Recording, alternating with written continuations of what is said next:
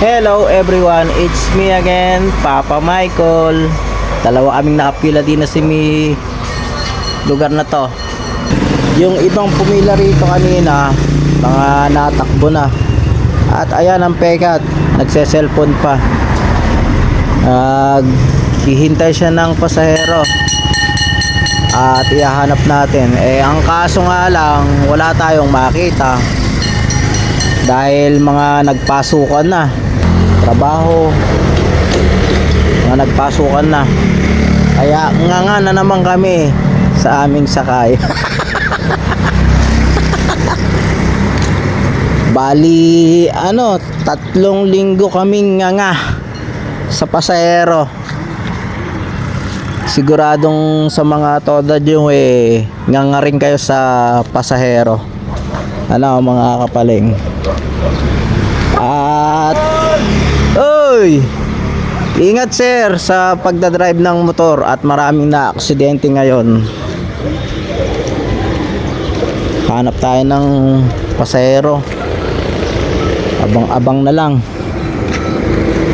At dito sa lugar na to mga kapaleng, pakiusap lang yung mga nagmamadaling motor sa lugar na to. Pwede bang dahan-dahanin nyo ang patakbo hanggang doon? At ng isang araw nakapila akong mag-isa dito. May nagkakarera na namang motor mga kapaling. Hanggang doon.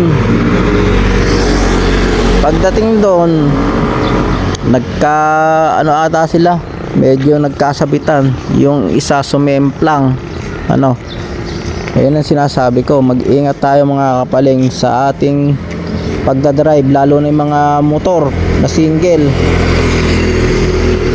Okay lang magmotor, kaya lang wag namang sobrang bilis at nakikipagkarera pa nga yung iba.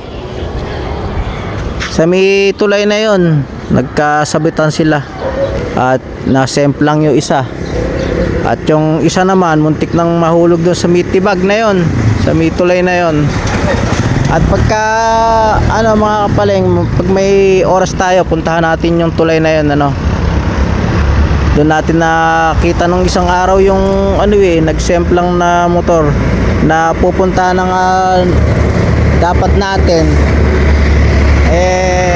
Ang kaso, mabilis na nakatayo din yung nasemplang na motor at mabilis ding agad na nakaalis.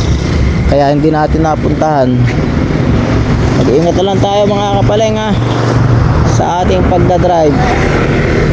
At yung peka to, kanina pa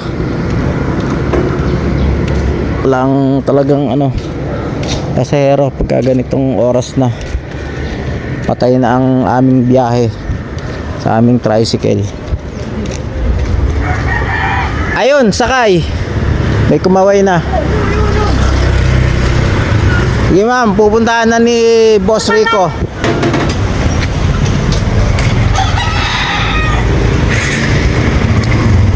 Ayan na, pupuntahan na kayo ma'am ni Boss Rico.